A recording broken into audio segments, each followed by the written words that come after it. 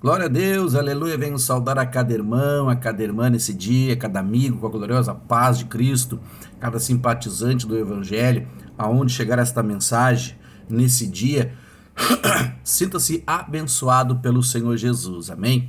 Deus venha falar ao teu coração, Deus venha fortalecer a tua fé. Estamos falando do Salmo 107, versículo 11 e 12, que andamos contra a palavra de Deus e desprezamos o conselho do Altíssimo. Isso nos leva à cadeia, né? Andar contra a palavra de Deus é a mesma coisa que tu querer ir para tua casa, e a tua casa é para lá, e você ir para cá, né? Você não vai chegar na sua casa, certo?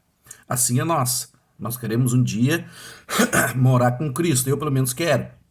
Então eu preciso caminhar na direção certa. Se minha casa é aqui, eu vou ter que ir lá, não é verdade? Então a gente precisa entender a palavra para isso, né? E como eu falei no último vídeo, eu fiquei de dizer o que significa a graça de Deus, né? A misericórdia de Deus, aleluia. E hoje eu quero trazer nesse assunto. Então, o Salmo 107, se não podemos dar contra, estamos falando do culto verdadeiro de Romanos 12, versículo 1 e 2, que é o culto verdadeiro. Existe então o culto que não é verdadeiro, um culto falso, né?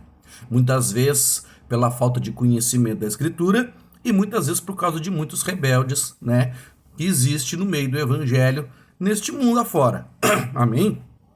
Então o culto verdadeiro, para começar bem, nós temos que começar pela verdade, que é a palavra de Deus, que não é a palavra, para começar, minha, né? A palavra é de Cristo. E hoje eu quero ler com os irmãos 2 Coríntios, capítulo 6, que deixa bem claro o que é a graça de Deus. O que é a graça de Deus, usando palavras, né? Um favor imerecido, né? Ou seja, algo que eu não merecia. Ser salvo, por exemplo. Então o Senhor Jesus vem, né, e morre na cruz do Calvário para pagar os meus pecados. Final de mês, culto Santa Ceia, né? Muitos vão ceiar, então já encaixa com esse contexto, né? O que seria o culto verdadeiro, a graça de Deus? 2 Coríntios, capítulo 6, a partir do verso 1 diz assim, ó: E nós, cooperadores com ele, também vos exortamos que não recebeis a graça de Deus em vão. Pois ele diz: Ouvi-te em tempo aceitável e socorri-te no dia da salvação. Digo-te, agora é o tempo aceitável, agora é o dia da salvação. Verso 3, ó. Não demos nenhum motivo de escândalo em coisa alguma, para que o nosso ministério não seja censurado. Amém? Censurado significa ser julgado, apontado, né? Então a gente precisa fazer o quê? O que diz no 1 ali, ó? Nós, cooperadores com ele, também vos exortamos que não recebeis a graça de Deus em vão. Veja bem. Porque as pessoas dizem assim, ó, uma vez salvo, sempre salvo. Né? Uma vez salvo, sempre salvo. Eu estou na graça hoje. Aí por a pessoa dizer que está pela graça de Deus, ela acha que pode andar de qualquer maneira, falar qualquer coisa, andar pelado, andar em qualquer lugar, né? Eu falei do último texto da santificação, né? Que para tu fazer um sacrifício, né? Como se fazia no passado, o sacerdote tinha que se preparar para ir lá fazer o sacrifício. Hoje o Senhor Jesus fez. Mas como eu li para os irmãos em Romanos 12, ó, que fala do sacrifício, ó, vou ler o Romanos 12. Eu não ia ler, vou ler aqui, ó. Portanto, rogo-vos, irmãos, pela compaixão de Deus, que apresentei os vossos corpos como sacrifício vivo, santo e agradável a Deus, que é o culto racional, o culto verdadeiro. Então o sacrifício hoje é espiritual, mas não pode ser de qualquer maneira. Mas é pela graça, sim, pela graça. Mas o que o texto diz aqui, ó? Não recebeis a graça de Deus em vão. Quer dizer o quê? A palavra vão, se tu olhar no dicionário, é a palavra mais certa para a Bíblia quer dizer infrutífero. Né? A palavra vão, olha, ó. Não recebam a graça de Deus em vão. Então quer dizer o quê? Que ela pode ser vão, ela pode ter utilidade na minha vida e pode não. Porque a palavra vão quer dizer que não produziu, né? Porque se não frutifica, é porque não produziu. Então a graça, ela tem que produzir algo em mim. Aleluia. Então não é, me batizei, deu e agora eu vivo. Não. A graça é o batismo, por exemplo. O que é a graça? Eu me batizei para Deus me perdoar dos meus pecados. Mas não quer dizer que dali para frente eu possa dar de qualquer maneira.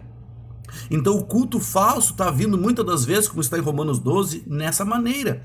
Para ter um sacrifício vivo, um sacrifício vivo, ou seja, vivo espiritualmente. Eu falei dos últimos dias, né, do fogo, né, o sacrifício era feito no fogo. Matava-se um carneiro, queimava-se ele, né? E aquilo ali era pelo pecado do povo. Hoje veio o Senhor Jesus. Só que aqui eu não recebo a graça de Deus em vão, ou seja, eu tenho que produzir algo em mim, a graça de Deus, né? Vamos supor, Noé. Noé recebeu a graça de Deus. Deus findou o mundo, né? Eu vou usar texto aqui bem conhecido, né? Mas o que ele disse para Noé? Constrói uma arca para ti. E ele construiu a arca, ou seja, recebeu o aviso e começou a fazer a arca de Deus. O Moisés recebeu um aviso. Cristo vai buscar para buscar uma igreja sem ruga, sem mácula. Ele vai buscar. Então eu tenho que fazer o quê? Me preparar. Então não é em vão. Existe o vão, né? É tu não produzir nada. Veja o que diz aqui em 1 Pedro, capítulo 3, ó, no versículo 20, ó. Os quais no outro tempo foram rebeldes, veja bem, ó. Enquanto a longanimidade de Deus esperava nos dias de Noé. Enquanto se preparava a arca, nela poucas, isto é, 8 almas se salvaram através da água. Verso 21, ó. Que também agora, por uma figura, o batismo.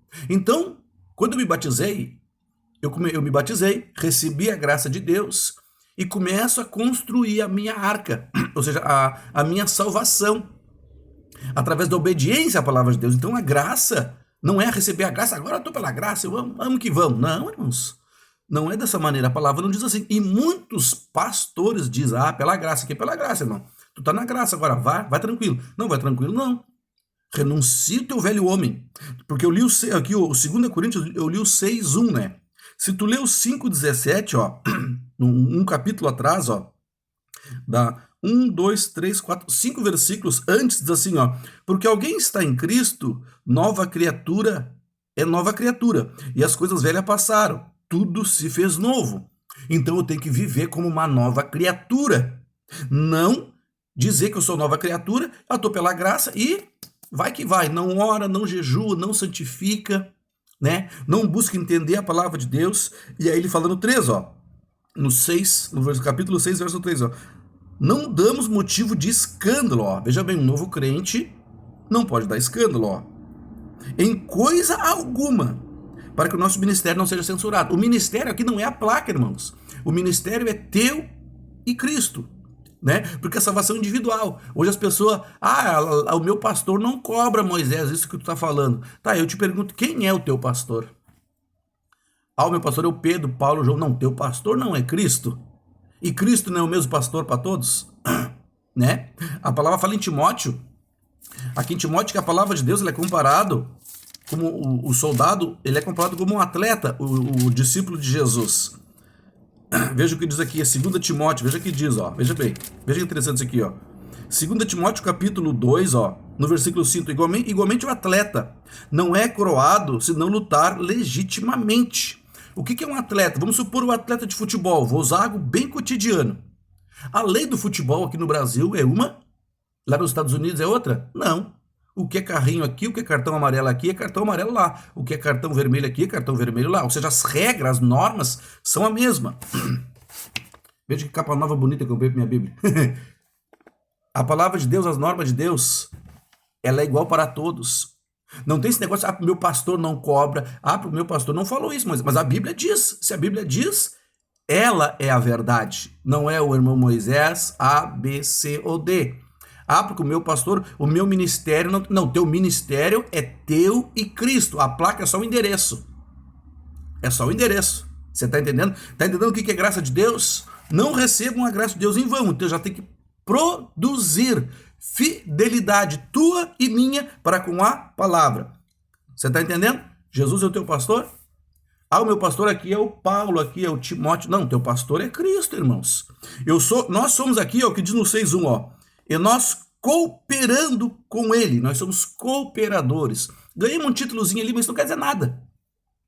Cristo é o pastor e a doutrina dele, o ensinamento dele é como uma norma de futebol. Repara que ele falou lá que um atleta não é coroado se não jogar conforme as normas. Se der um carrinho, se der uma bicicleta em alguém, né, se bater em alguém, né, vai ter o cartãozinho. Pode ser hoje um amarelo para você, mas amanhã pode ser o vermelho. Deus abençoe o teu lar, a tua vida e os teus caminhos. Espero que você tenha entendido a palavra. Deus abençoe quem você chegou no canal também, agora por último. Deus abençoe quem acompanha no status. Entendo que a palavra, ó, a salvação é hoje. Comece a construir a tua salvação, como Noé construiu a sua arca. Uma tabuinha hoje, né? outra tabuinha depois, ó, outra tabuinha depois, ó, outra depois, e vai tapando o quê? A Bíblia diz que ele botava betume nas brechas. Aleluia, para não entrar água. É nos detalhes que a palavra de Deus tem, nós temos que receber. Se é um detalhezinho, Moisés, aceita, naquele detalhezinho que a água vai entrar. É que nem fazer um furinho num barco. Se tu não tapar o buraquinho ali, a arca vai encher. Mas hoje é mais amanhã. Deus abençoe o final de semana abençoado a todos. No nome de Jesus. Paz.